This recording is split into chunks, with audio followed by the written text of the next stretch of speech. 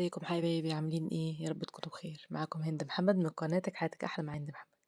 النهارده هنعمل كيكه الفراوله من شركه مايوي.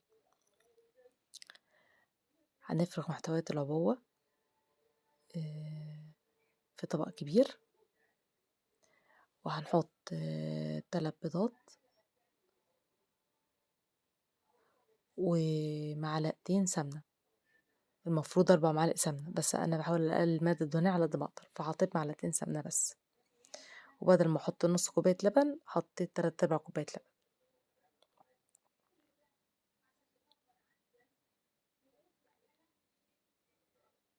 هنضرب البيض الاول، بعد كده نحط باقي المكونات.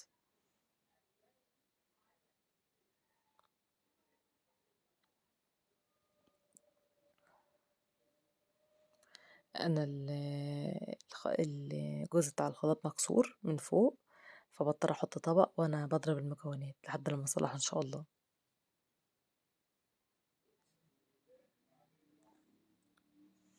هنضرب بقى المكونات كلها مع بعض. حطينا السمنه وحطينا اللبن وضربنا كله مع بعضه.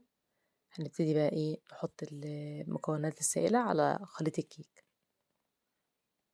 ونضرب بالخلاط اليدوي جامد لحد لما المكونات كلها تمتزج مع بعض. ده الشكل النهائي لخليط الكيك.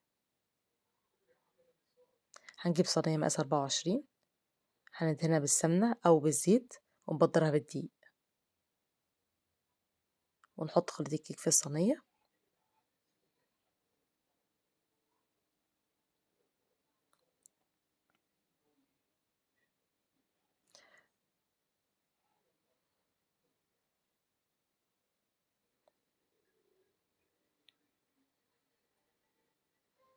هندخل الصينية الفرن على درجة حرارة 180 في الرف اللي في النص. هتقعد من 35 ل40 دقيقة. وده شكل الصينية بعد ما طلعت من الفرن. الله أكبر ما شاء الله، بصوا الجمال.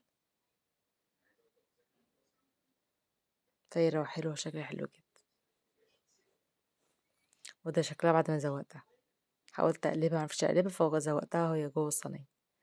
أنا التورتة دي الكيكة دي عملتها يوم الفالنتين.